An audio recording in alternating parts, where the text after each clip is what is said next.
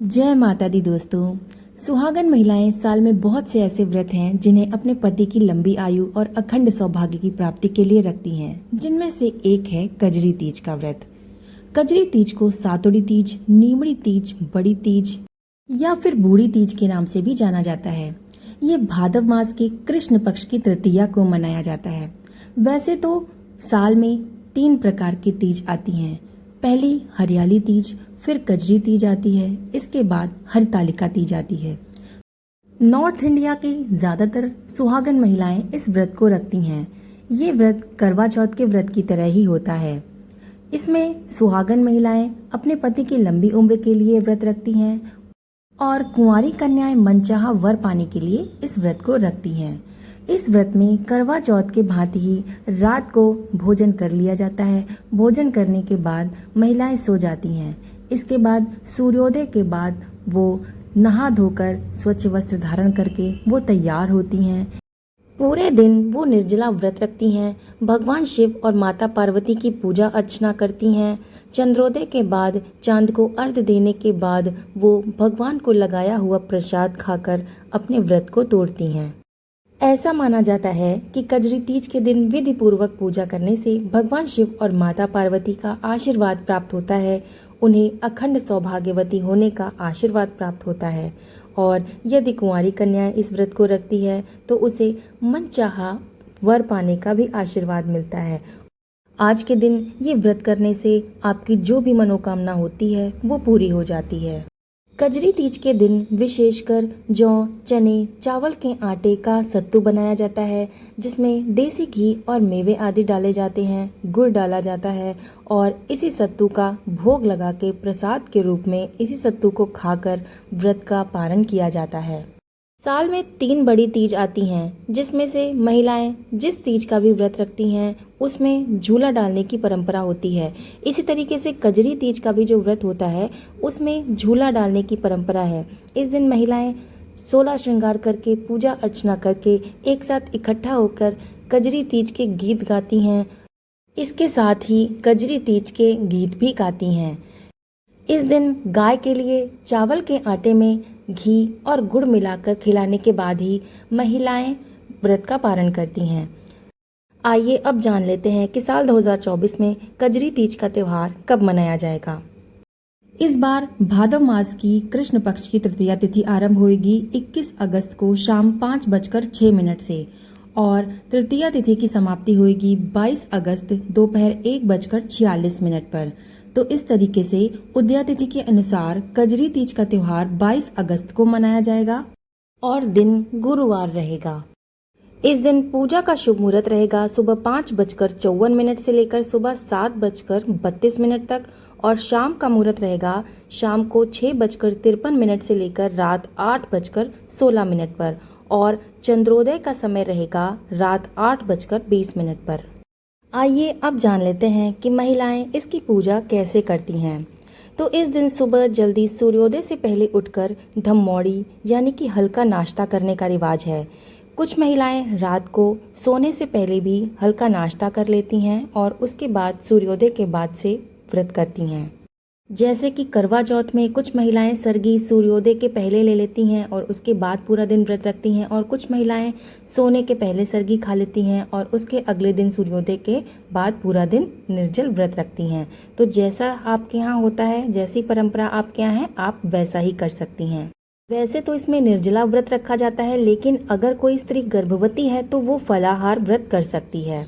इस दिन नीमड़ी माता की पूजा करके नीमड़ी माता की कहानी सुनी जाती है। चांद निकलने पर उसकी पूजा की जाती है, चंद्र को अर्घ्य दिया जाता है और बड़े बुजुर्गों का और अपने पति का आशीर्वाद लिया जाता है। इसके बाद सत्तू का स्वादिष्ट भोजन करके व्रत को तोड़ा जाता है। कजरी तीज पर या फिर सातुड़ी तीज पर सवाया जैसे 1.25 किलो या फिर 1.25 पाव सत्तू ही बनाना चाहिए।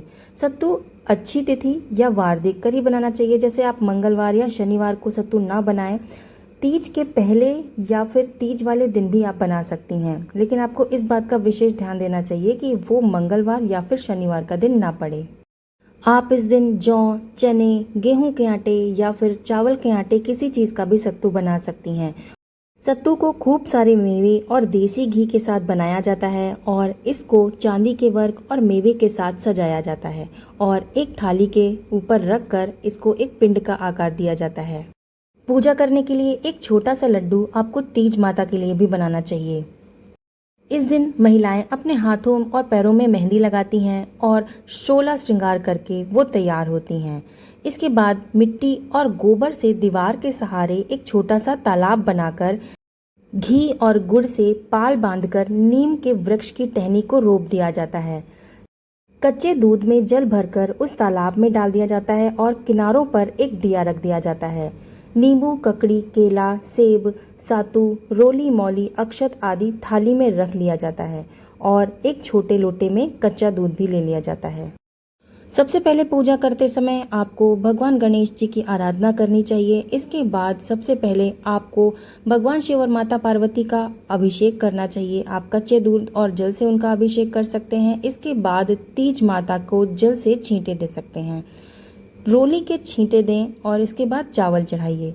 नीमड़ी माता के पीछे दीवार पर मेहंदी, रोली और काजल की 13-13 बिंदियां अपनी उंगली से लगाएं।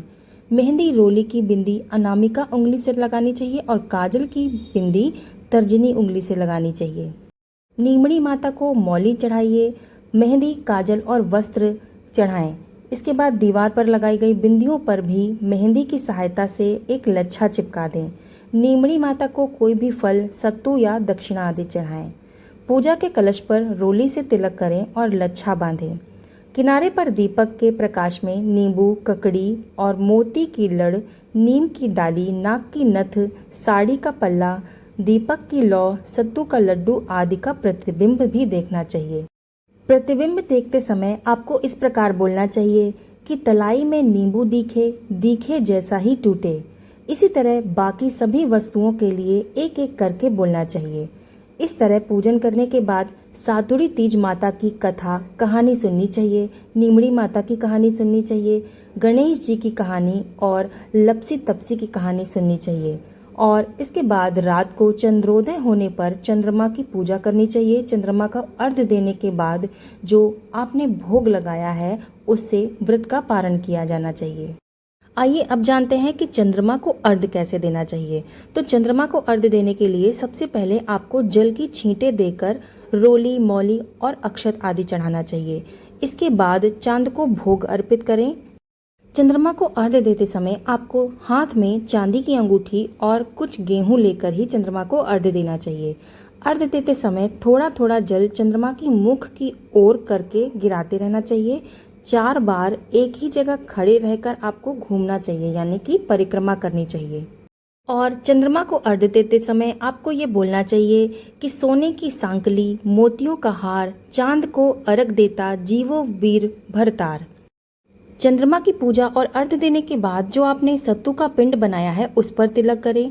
अपने पति और पुत्र को तिलक करें। जो पिंडा है उसको अपने पति और पुत्र से चांदी के सिक्के से बड़ा करवाएं, यानी कि जो आपने सत्तू का बड़ा सा केक बनाया है उसे चांदी के सिक्के से पुत्र या फिर पति को तोड़ने के लिए कहें। इस क्रिया को पिंडापासना कहते हैं। पति पिंडे में 7 टुकड़े करते हैं और व्रत खोलने के लिए यही आपको सबसे पहले खाना होता है। पति अगर बाहर हो तो सास या फिर ननद भी पिंडा तोड़ सकती है।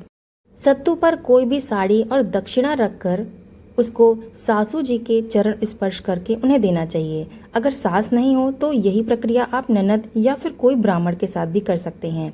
आंकड़े के पत्ते पर सत्तू आपको खाना चाहिए और अंत में आंकड़े के पत्ते से दोने में 7 बार कच्चा दूध लेकर इसको पीना चाहिए और इसको आपको 7 बार में पीना चाहिए। दूध पीकर आपको बोलना है, दूध से धाई, सुहाग से कोनी धाई। इसी प्रकार पानी पीकर आपको बोलते रहना है, पानी से धाई, सुहाग से कोनी धाई, जिसका अर्थ है कि आपको पति का साथ हमेशा चाहिए, उससे आपका कभी भी जी नहीं भरता है। बाद में दोने के 4 टुकड़े करके चारों दिशाओं में फेंक देना चाहिए। इसके बाद अगर गर्भवती स्त्री है तो वो फलाहार कर सकती है। ये व्रत पानी पीकर भी किया जा सकता है। अगर आप ऐसी जगह पे रहते हैं जहाँ पर चंद्रोदय के दर्शन आप नहीं कर सकते तो वहाँ पर आप उन परिस्थितियों में, केवल उन्हीं परिस्थितियों में आप आसमान को अर्घ्य देकर भी व्रत को खोल सकती हैं, लेकिन चंद्रोदय के समय के बाद आप ऐसा कर सकती हैं। इस तरीके से तीज की माता की पूजा जो है संपन्न होती है। तो आपको आज का वीडियो कैसा लगा हमें कमेंट में ज़रूर बताइएगा, और हमें ये भी बताइएगा कि आप हमारा ये वीडियो कहाँ से देख रहे हैं। चैनल पर नए हैं तो सब्सक्राइब कर दीजिएगा, वीडियो को लाइक और अपने फैमिली एंड फ्रेंड्स में शेयर ज़रूर करिएगा। धन्यवाद।